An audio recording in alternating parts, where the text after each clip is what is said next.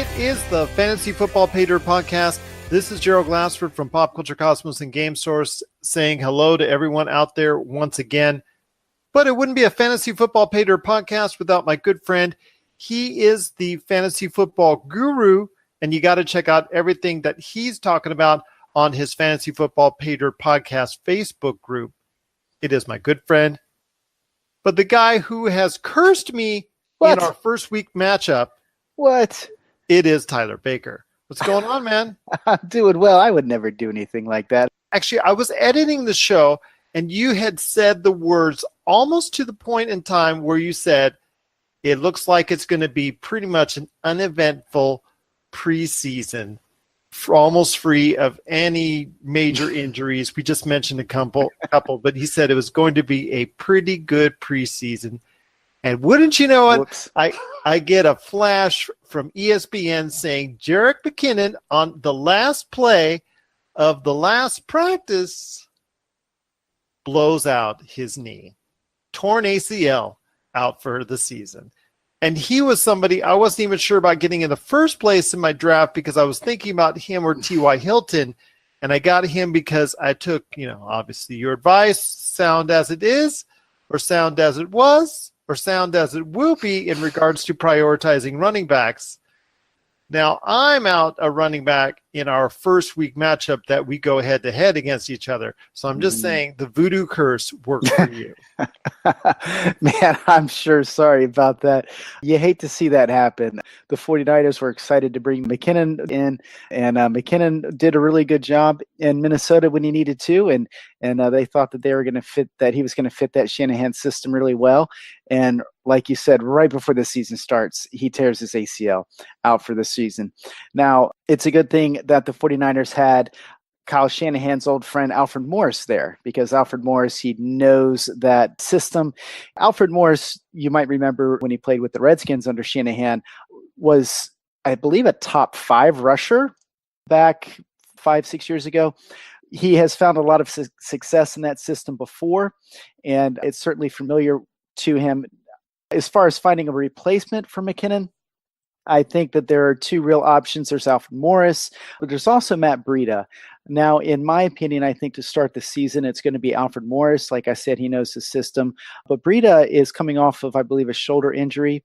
So he's going to start a little bit slow. But I think by the time the end of the year or probably somewhere in the middle of the season, Matt Breida is probably going to be the one that's going to be the go-to running back in that system. So if you're looking for a replacement for McKinnon, if you had McKinnon on your team, Alfred Morris is the guy that's going to start the season.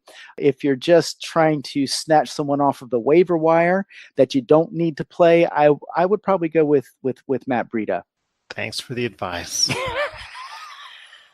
And I'm still thinking you did this on purpose because we meet up in week 1. But hey, man, yeah. No, as much as I want to beat you, I would certainly wish no harm on any NFL player at all. Just right. Your fantasy team. See how he is? The last episode, let the smack and talk begin, and it already has started. But We're here to talk fantasy football. What's going on in your mind? I know the cuts to 53 players has already been made. A lot of surprises, a lot of, things that went on in the NFL. Some familiar names got cut. Some names that were kind of surprising as far as recent quarterback draft choices were cut as well, which kind of made it very surprising that these teams were already giving up on these draft choices. But the preseason's done. The season's right around the corner, and I know there's a lot of things you want to talk about and get into order for people out there that are trying to shuffle their teams and make those last-minute adjustments just before they head into the season. But I know there's some things you also want to talk about as well. Well, I think the biggest story, other than McKinnon tearing his ACL, was probably the Khalil Mack trade. That was massive. Khalil Mack is now the highest-paid defensive player in the NFL. John Gruden has been taking some flack for it. I think for a lot of things that he's done with this team, he's kind of the face of the franchise now. And I know quite a few Raiders fans, and I don't know any of them that are really happy about losing Khalil Mack. He's a very special player, but the Raiders did manage to get a couple first-round draft picks for him. So that was probably the biggest news coming out of this past week. Some interesting cuts. You mentioned Dan Bailey, who's, I think, one of the most accurate kickers in the NFL, gets cut. Yes, second most accurate active right now in the NFL. I believe at 88% field goal percentage at this point in time. Unbelievable.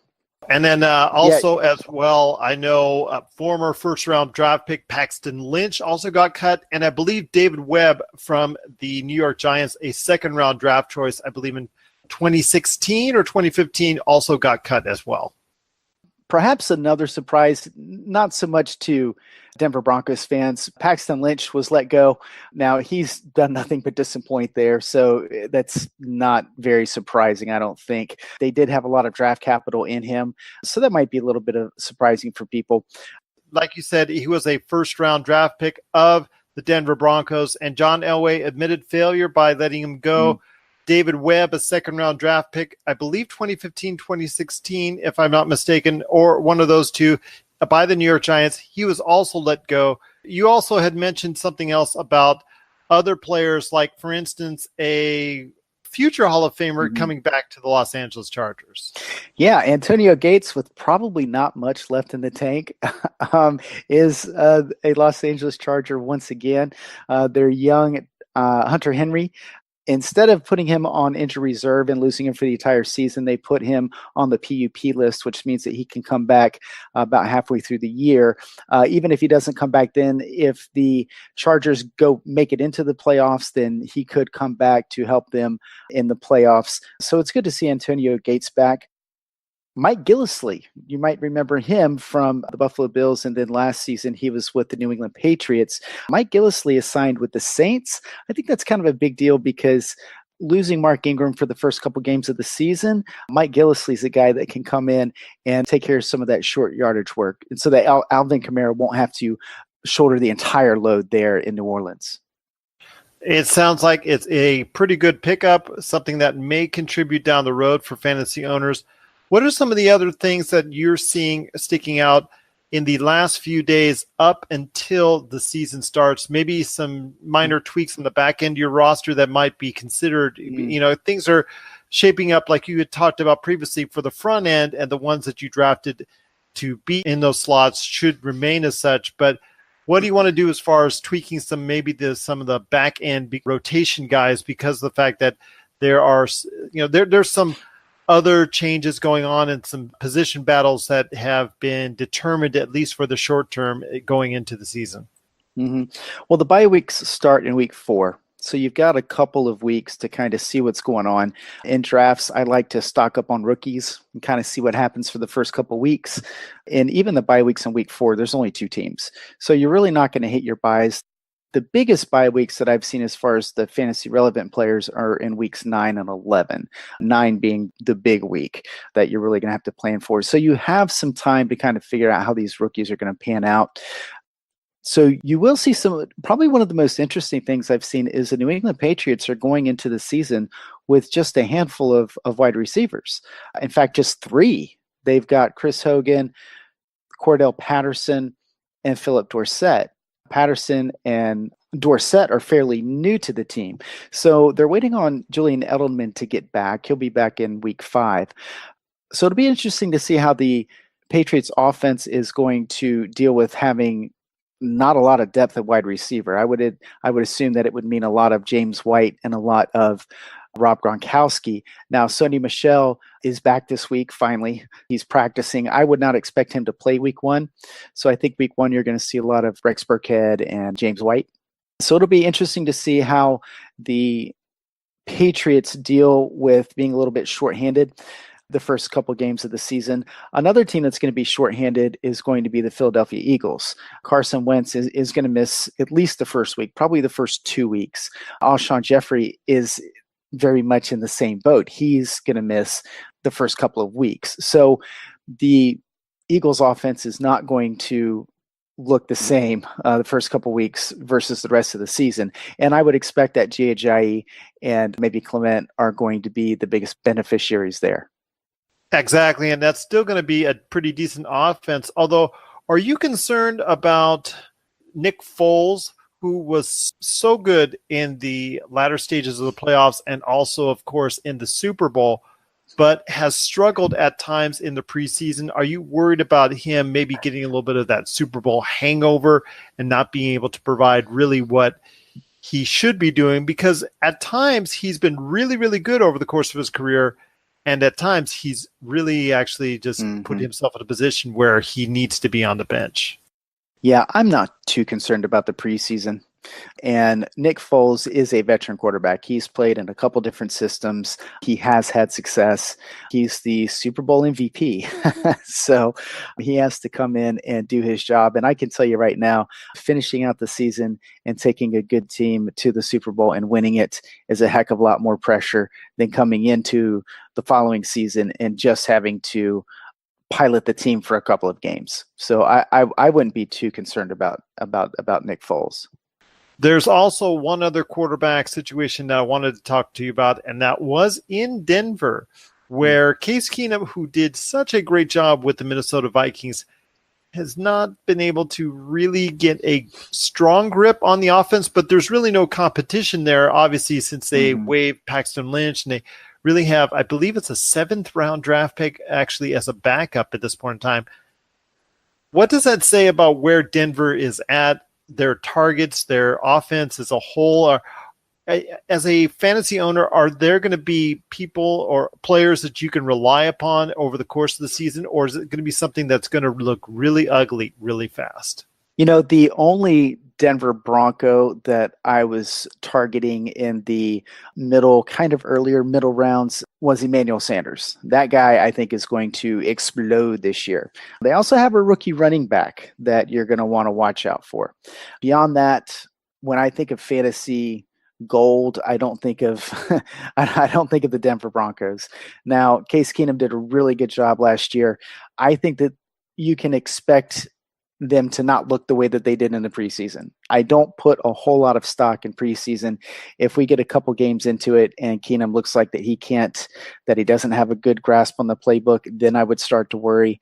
Other than maybe Demaryius Thomas, I don't think a lot of people have a lot of shares in the Denver Broncos offense. No, because I don't think they have a lot of standout players at the skilled positions. I may be wrong on that, but I think over the course of time that we're going to find out whether or not they're going to have one of the most inept offenses, I think, probably in the NFL. Check out what's been going on with the Pop Culture Cosmos Show and the PCC Multiverse. That is by far my favorite because it's also character driven and the stakes are high and there's much more of a mystery and intrigue to it. A game like Wolfenstein, which people are saying are one of the most socially important video games of the past 10 years. Catch our shows on radio worldwide 7 days a week or at any time on Podbean, Spotify, Apple Podcasts, or on over 30 more podcast outlets. One other question I want to ask you about before you give me some final comments, and that is something that we touched a little bit upon last week as far as any updates on the situation going on in Jacksonville, because other than the Jerick McKinnon injury, which you so cursed upon me, the other major injury that a lot of people that were looking forward to as far as drafting that may have been, could have been a surprise, Marquise Lee, the top wideout for Jacksonville. You had said there were some other options that Jacksonville may be looking forward to, even though they're not exactly the most prolific offense in the world outside of Leonard Fournette. What are your thoughts finally when you go into the season in regards to Jacksonville? Is there any standout players beyond Fournette, or should we just focus in on somewhere else as far as maybe a pickup or somebody that you can get off the waiver wire? Yeah, I think Leonard Fournette's pretty much the only piece of that offense you want to own to start the season. Now, as weird as this sounds, I think that they have a very underrated receiver core. Keenan Cole is going to be the guy that is supposed to be the number one. They also have D.D. Westbrook, very, very athletic, and also Dante Moncrief. That guy's been around for a while. He's a savvy veteran, touchdown machine in Indianapolis. I think that that's a very underrated receiving core. I think if there was a different quarterback in a different system there, we would probably be talking about them a little bit more. But as far as fantasy, I think you just want to own Fournette. And let's get into the season. Let's get a couple games into the season and keep an eye on those receivers and see if we can see one emerging, see if we can find the one that Blake Bortles is going to lock into when they have to pass the ball. And maybe one of those receivers can come in handy when we start hitting our bye weeks. But to start the season, I don't know if they're even worth a roster spot at this point.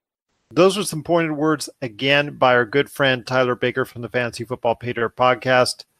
Any last thoughts as we head into the season, my friend? Because hopefully for a lot of people out there, for everyone playing fantasy football out there, it's going to be a good one for them. Have fun. Have fun. Week 1 is always exciting. Football's back. Enjoy it. Set your lineup the best you can. And if you have any questions about maybe some matchups or something like that, you can always get on the Facebook group or you can send us an email and we'll definitely get back to you. That's right, especially if you have some lineup questions, trade questions, some things about waiver wire pickups, anything you need at all. You just check it out today on the Fantasy Football Paydirt Podcast Facebook group. You put it out there and you're sure to get some opinions, not only from my good friend Tyler Baker, but from a lot of other individuals and hardcore fantasy football players as well. So, Tyler, we headed to week 1. Our matchup is going to go down pretty soon. Are you nervous? No.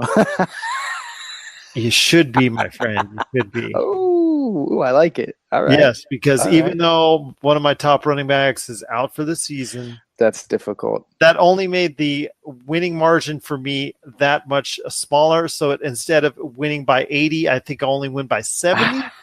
So yeah, it's just going to have to be the way it is. And like I said, I'll have to go ahead and win gracefully only by 70 at this point in time. Sure. Well, I'll tell you, my friend, this injury hit you, and it's a tough one. You planned on him being a starter, but it did happen early. So you'll have a chance to rebound. We'll get into week 1. We're going to see if one of these rookies emerges, and you'll be able to work the waiver wire. You'll be able to overcome it. It's a big hit, but something like this is not going to derail your whole season. Now, you'll probably lose this week to me, but when you have injuries like this, especially to starters, just take a breath, relax, and work the waiver wire. See if you can work out a trade, work the waiver wire. It's never the end of the world. Let's hope it's not the end of week 1 for me as well. Oh, it's the end of week 1. It's just not the end of your season. I see how it is. Once again, it is the Fantasy Football Paydirt podcast. Tyler, it's been great having you on the show today. Looking forward to a great season of fantasy football. Hopefully everyone out there as well will have a great season indeed. Just truly thankful that you are a part of the Fantasy Football Paydirt podcast and, of course, right here at the Pop Culture Cosmos.